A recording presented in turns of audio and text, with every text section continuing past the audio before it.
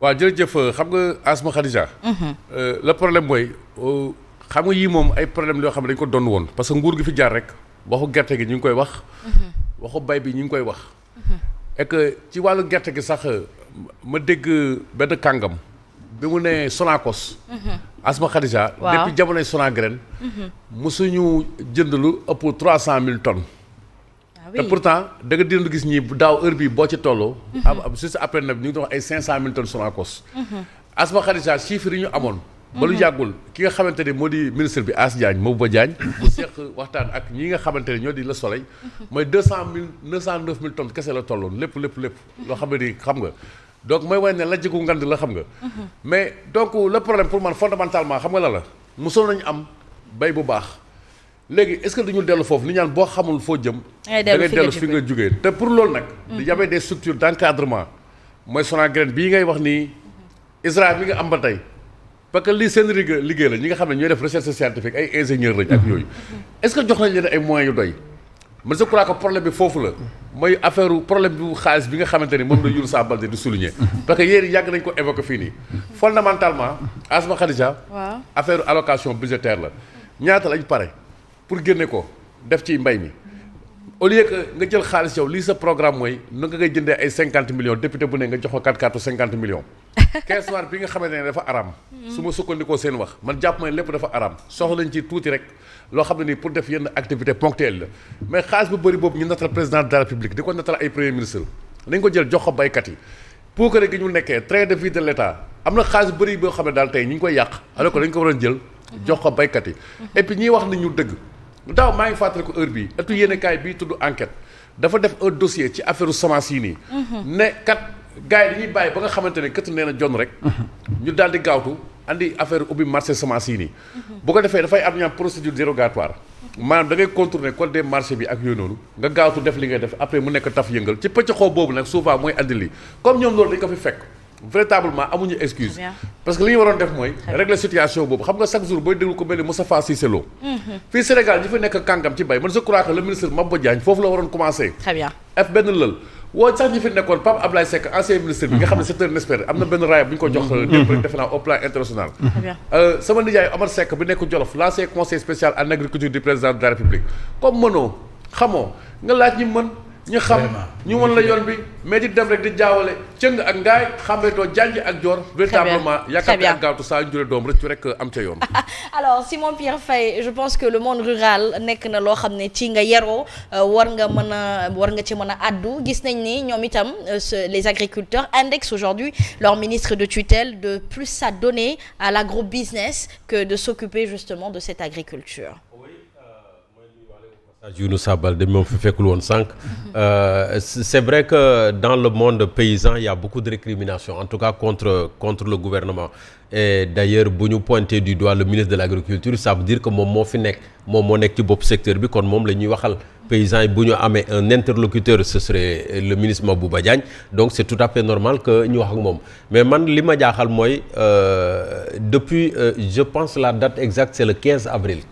bii passé la ñu def réunion conseil interministériel pour waxtaane préparer nawet bii nga xam ne dugg nañ ci déjà donc imaginez mois d'avril boobaak léegi ñu naan dinañu def ba tey jii ñu toll ci ne béykat yi ñu bëri jotaguñu seen jiw man ça me pose problème et sur un budget de 130 milliards qui était prévu pour cette campagne les 63 milliards je crois devraient servir à payer de l'engrais pour béykat yi li ci des aux environs de 42 milliards ñu def ci production ak distribution de semences des semences de qualité mais semences yooyu anañu déjà au budget engrais bi moom moo ëpp budget wu semence bi loolu c'est un point que je tenais à soulever le reste c'est vrai que également état bi hérité na d'un certain passif du régime de Macky Sall mooy bor bi nga xam ne moom la ñu ameloon les opérateurs notamment les opérateurs privés loolee également dañ ko war a fay pour rétablir cette confiance entre le monde rural et l'État entre le monde rural lui-même donc ça c'était important mais tey jii bu ñu tolloo ci ne béykat yi jot nañu wala ñii jotaguñu seen semence waxoon naa ko fi fan yee ñu génn ma ne li ministre Mabouba Diagne wax ci tabaski bi dégg nañ ko dafa ne ci 14 régions yi waaw les semences sont disponibles wala boog yenn yi ñu ngi en cours d'acheminement ça dépend ci déggin bi mais entre la disponibilité des semences ak ñu mën ko distribuer la phase de préparation et tout d'identification des ayants droit ba ñoom ayants droit yooyu mën ko jot dina def ay fan yooyu mën na dem ba sax benn weer donc nawet bi déjà boobu bi mu koy wax il a déjà plu dans le sud ça veut dire que retard dina am et retard boobee bu moytuwul nag amaana ñu ngi séentu ndox mu bëri ren yàlla na ndox mi nekk ndox mu sedd guy te barkeel justement mais moom laa bu doon wax moytuwul ndax paysans yi duñ ci bénéficié wu paysans yi duñ ci bénéficié wu parce que ku teelul jot jiw notamment dans le sud du pays doo teel a góob doo teel a déqi et déqi gerte mi ngi dépendre également ci nawet bu teel nawet bu disponible nawet boo xam ne yàlla barkeel na ko l'autre phénomène xëy na tribune souligné na ko déjà nawetu daaw bi nee nañu taxul mu demee noonu baaxul ça veut dire que gerte le minimum bi ci béykat yi am ñoom buñ ko bazardé buñ ko wanteeree ci luuma yi parce que il fallait bien que ñu mën a dund ak seen i njaboot ça veut dire que ren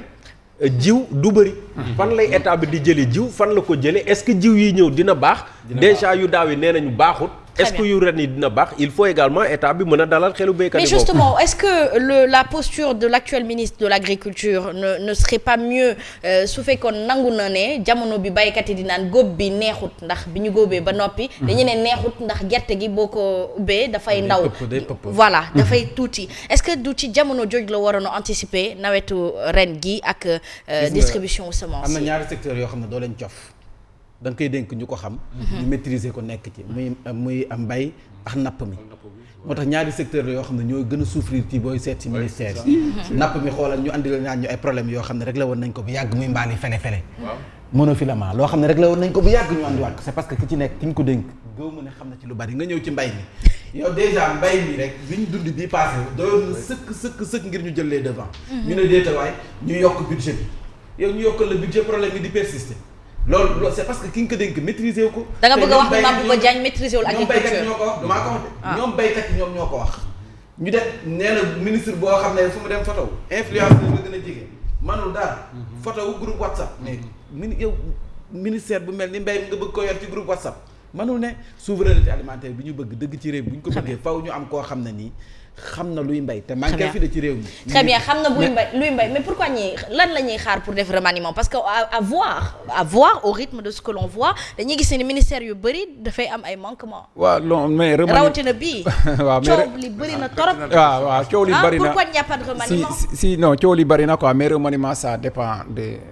c'est une prérogative président de la République quoi ça c'est. mais alors si le président juge mais on constate mais tout le monde on constate ensemble que il y a des problèmes et surtout le secteur de l'agriculture il y a des problèmes le problème fondamental mooy les acteurs sur le terrain on les écoute pas. En réalité c'est ça ñoom saa yoo leen poser la question ñu ne la ñoom ils ne sont pas écoutés dañu gars yi dañ leen ñëw rek wàccee leen ay des séries de mesures mais ñu xool mesures yi jàngat ko. ñu joxe seen i contre-proposition ñu ne leen lii de bu ñu ko defee du baax nii ak nii la ñu ko war a defee mais malheureusement on ne les écoute pas et finalement qu'est-ce que ça donne ça ne donne que des échecs ba léegi nii la production de l'année dernière on ne connaît même pas les statistiques. C'est vrai absolument. mais on ne connaît pas les statistiques et comment on va se projeter mais c'est très important d'avoir les statistiques pour xam lan la ñu am daaw qu'est-ce qu'on a eu en termes de production dans tous les secteurs mais pour nga mun a def une belle production pour nga mun a def une bonne projection mais boo amul loolu nooy defee projection même si tu prends encore énormément d'argent nga injecté boobu moytul tu vas acheter parce que tu vas dans l'aveuglette da ngay nager nii comme ça sans savoir loo xam ne ni vraiment voilà c'est ça quoi il faut que gars yi di déglu les gens qui sont sur le terrain tous les jours les acteurs qui sont sur le terrain. Absolument Moustapha Fall Mourid Sadikh nee na département de Mbacké jotuñu dara ba tey. waaw nga ne. mais Asma li nga wax ni am na solo lool parce que Macky Sall. ba fàttali ko 2012 bi mu dawalee 6 mois.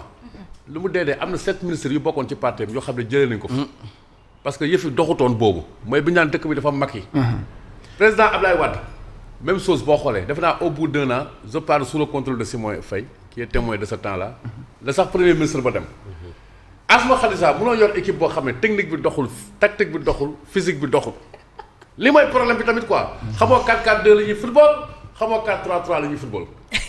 équipe la boo xam ne bii nii schéma bi ñuy teg yaa ngi dégg que numéro 10 bi dafa accaparer lépp te loolu dafa déjoué ci football numéro 10 bi Ousmane Sonko moom nan la accaparé y a un premier ministre qui concentre beaucoup de pouvoir. football moderne numéro 10 bëreeti ci place léegi bu ñu waxantee dëgg collectif bi moom mooy dox. très bien donc automatisme yi moom moo doxal collectif bi. équipe la boo xam ne Diego Maradona numéro 10 bi. parfois da ngay defe ne moom mooy entraîneur bi. doo xàmmeeti lan mooy rôle entraîneur bi lan mooy tam rôle nu mu tuddati kii bi nu mu tuddati numéro 10 bi meneur de jeu bi daal dafa mel ni moom mooy équipe yëpp. non mooy li ngay wax nii pilotage à vue bii la taf yëngal tâtonnement expérimental ñi demul cëng demuñ ngaay xamuñ fuñ jëm. du kafeeru kii rek nu mu tuddati agriculture buñ demee ba ci yàgg xam naa fa ngay waaj ñëw ci finance yi. finance yi waaw xam nga léegi finance yi moom boobu tey ñi ngi toog di xaar chiffres yi mu tardé mbay mi tamit booy xaar semence yi mu tardé ñii loolu di xaar rek ñu tardé rien de sert de courir il faut partir à point